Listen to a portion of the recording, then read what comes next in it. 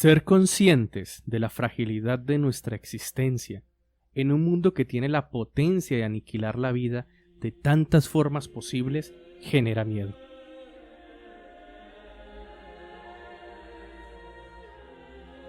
El miedo es una respuesta para protegernos, hace que nos alejemos del peligro, que busquemos la seguridad.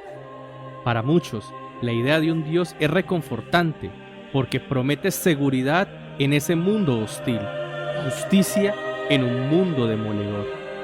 En la literatura cristiana, el Salmo 91 concentra esa esperanza de protección para aquellos que están bajo el cobijo de Dios.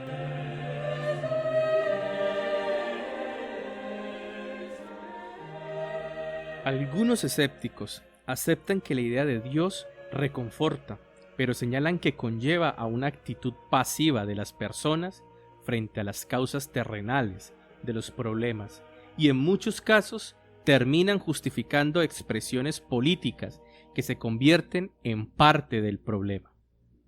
Ejemplo de esto lo podemos ver en gobiernos como Donald Trump o Jair Bolsonaro, quienes ascendieron al poder con el respaldo de sectores catalogados como fundamentalistas religiosos.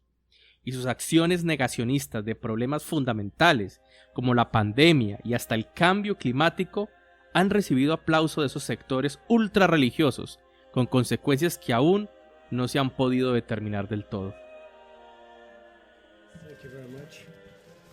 El presidente de Estados Unidos ha sugerido la posibilidad de tratar el coronavirus con una inyección de desinfectante o aplicando luz solar en el cuerpo humano para poder así vencer al COVID-19.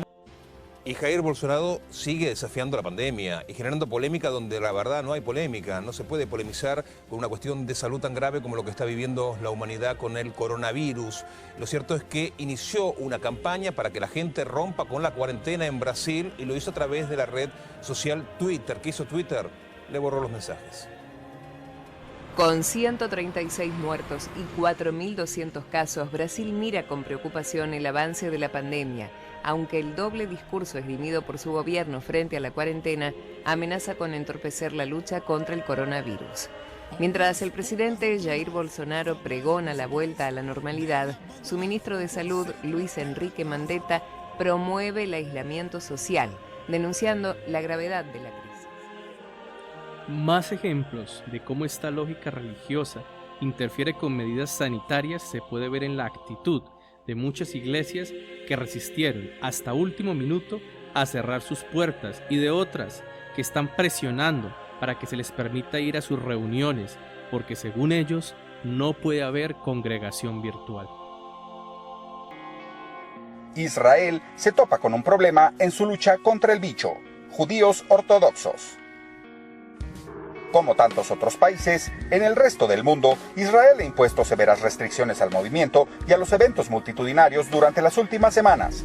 4.000 casos después, el gobierno ha prohibido las aglomeraciones mayores de una decena de personas, ha limitado la actividad pública al máximo, cerrando escuelas y comercios, y ha clausurado las sinagogas, fuentes de enormes reuniones. En el camino se ha topado con un obstáculo singular: los judíos ultraortodoxos.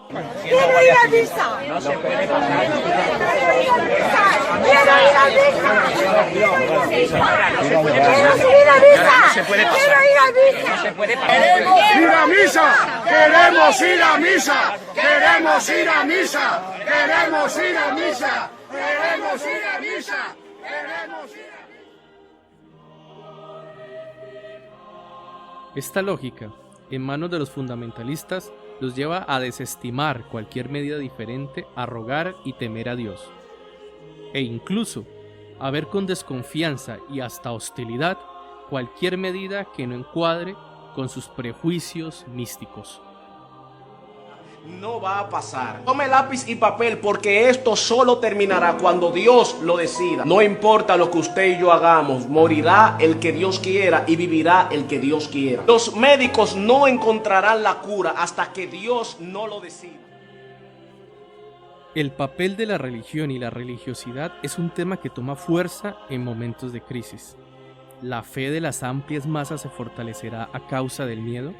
Y si es así, ¿por qué la mayoría de los creyentes acatan los llamados de las instituciones laicas y evacúan las iglesias y sitios de peregrinación? Sin duda, no estamos en el medioevo. Las instituciones religiosas convencionales como tal experimentan un debilitamiento.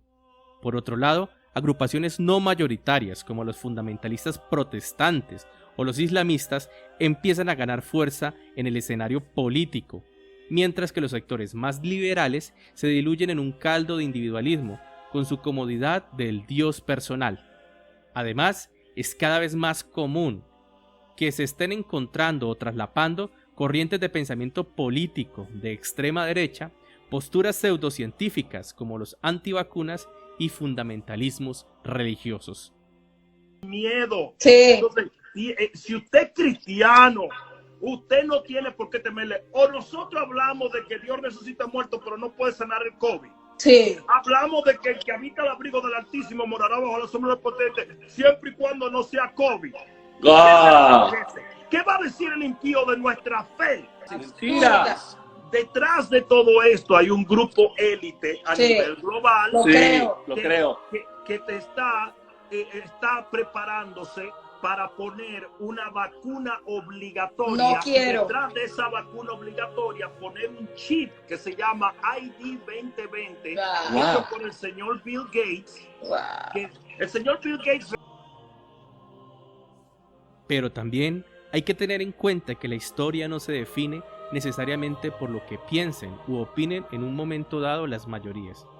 Minorías pueden llegar a tener más impacto que las mayorías, porque la capacidad de determinación del futuro no solo depende de la cantidad, sino también de la calidad de la influencia y muchas más veces a fuerzas que escapan del control humano.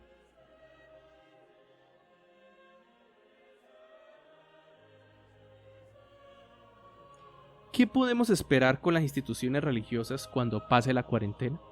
¿Necesitamos a Dios para sentirnos tranquilos ante los nuevos desafíos como las pandemias, los problemas sociales derivados de las tecnologías disruptivas o el cambio climático? ¿Sería más conveniente una postura atea o agnóstica a la hora de desencadenar el papel de la ciencia en la resolución de los problemas? Estas y otras preguntas son claves para abordar, y lo invitamos a ello en la cuarentena. Síganos en Facebook, Twitter e Instagram